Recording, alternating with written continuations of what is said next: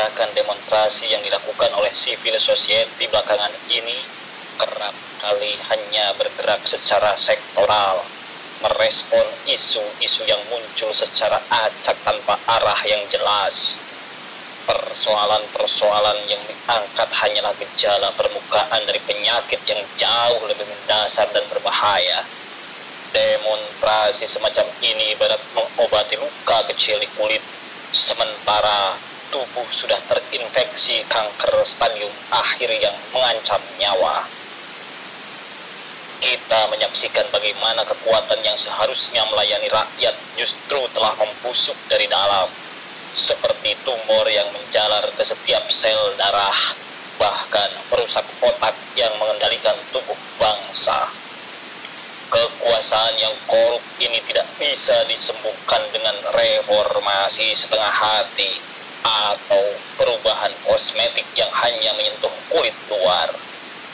Civil society seharusnya bergerak lebih jauh dan lebih dalam.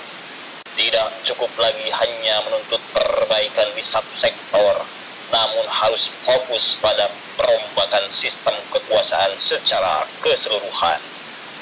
Perjuangan ini harus substantif dan esensial.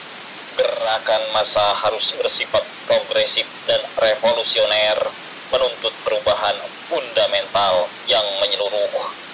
Sudah saatnya kekuatan massa bangkit kembali, menyatukan tekad dan keberanian untuk menduduki kembali gedung parlemen yang seharusnya menjadi rumah rakyat, bukan sarang para pemburu rente. Sistem yang korup ini harus diamputasi dan dimutilasi hingga ke akarnya.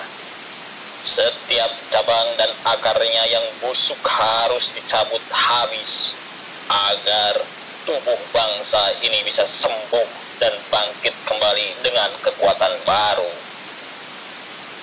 Tidak ada waktu lagi untuk bergerak setengah hati. Gerakan civil society harus melangkah lebih berani, mengarahkan semua daya dan upaya untuk merobohkan sistem kekuasaan yang korup dan rusak ini. Karena hanya dengan langkah yang radikal dan revolusioner kita bisa membangun kembali negeri ini di atas fondasi yang benar-benar kokoh dan bersih. Mengapa gerakan civil society harus berani mengambil langkah yang lebih radikal? Jawabannya terletak pada pemahaman dialektik bahwa setiap sistem yang korup akan selalu melahirkan kontradiksi internal yang pada akhirnya akan menghancurkan dirinya sendiri. Kekuasaan yang korup tidak pernah stabil. Ia berdiri di atas landasan yang rapuh karena bertumpu pada kepalsuan, ketidakadilan, dan penindasan. Dalam kondisi seperti ini, jika masyarakat hanya bereaksi pada gejala-gejala yang muncul di permukaan tanpa menyentuh akar persoalan, maka perlawanan tersebut hanya akan memperpanjang penderitaan tanpa pernah mencapai pembebasan yang sejati.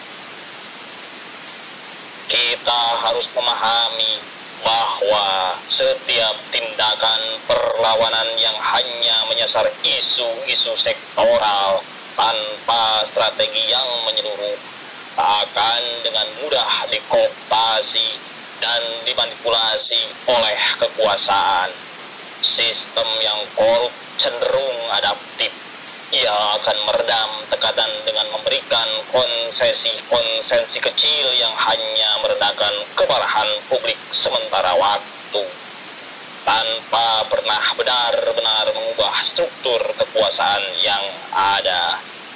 Ini adalah taktik yang telah terbukti efektif dalam mempertahankan status quo. Oleh karena itu, gerakan civil society harus memahami bahwa perubahan yang sejati hanya bisa terjadi jika akar dari masalah ini, yaitu sistem kekuasaan yang korup dicabut sepenuhnya. Sebagaimana setiap tesis akan melahirkan antitesis, dan dari konflik antara keduanya akan muncul sintesis yang baru. Dalam konteks ini, sistem yang korup adalah tesis yang dominan, dan gerakan civil society adalah antitesis yang harus mampu mengguncang dan menghancurkan tesis tersebut untuk melahirkan sintesis baru, yaitu sistem yang lebih adil, transparan, dan berpihak kepada rakyat. Namun, perlu disadari bahwa proses dialektik ini tidak akan terjadi secara otomatis.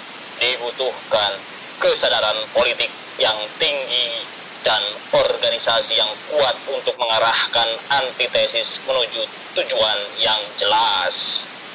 Ini berarti gerakan civil society harus mampu melampaui sekadar reaksi terhadap isu-isu sektoral dan mulai merumuskan strategi yang komprehensif untuk menumbangkan sistem yang korup.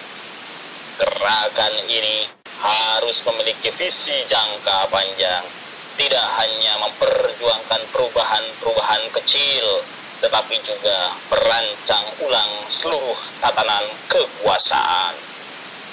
Untuk itu, masa harus kembali menduduki simbol-simbol kekuasaan seperti gedung parlemen, tidak hanya sebagai aksi protes, tetapi sebagai deklarasi bahwa rakyat tidak lagi mempercayai sistem yang ada dan siap mengambil alih kekuasaan untuk membangun sistem yang baru.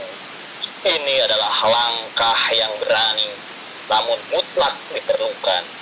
Sejarah menunjukkan bahwa perubahan yang besar hanya terjadi ketika massa berani mengambil resiko dan melawan dengan seluruh kekuatan yang mereka miliki. Perubahan tidak mengenal kompromi dengan korupsi. Korupsi adalah kanker yang harus disingkirkan sepenuhnya, bukan hanya diobati sebagian. Dengan demikian, gerakan civil society harus bertransformasi dari sekedar gerakan protes menjadi gerakan revolusioner yang berorientasi pada perubahan mendasar. Sebuah gerakan yang tidak hanya menolak kekuasaan yang ada, tetapi juga siap membangun kekuatan baru yang berlandaskan keadilan dan kebenaran. Dengan memahami sejarah ini, kita bisa menyadari bahwa kekuatan massa memiliki potensi yang luar biasa untuk merombak tatanan yang ada. Namun, potensi ini hanya bisa terrealisasi jika gerakan civil society berani melampaui batasan-batasan yang ada, menyasar akar dari persoalan, dan dengan tegas menuntut perubahan yang radikal dan revolusioner. Hanya dengan cara inilah kita bisa memutus rantai korupsi yang telah menjerat bangsa ini dan membangun masa depan yang lebih cerah. Sudah saatnya kita menyadari bahwa perubahan yang kita dambakan tidak akan pernah tercapai jika kita terus terjebak dalam gerakan-gerakan sektoral yang hanya merespon gejala-gejala permukaan. Sistem yang korup ini sudah terlalu lama menggerogoti bangsa kita, merusak tatanan sosial, menghancurkan kepercayaan publik, dan mempermainkan nasib jutaan rakyat.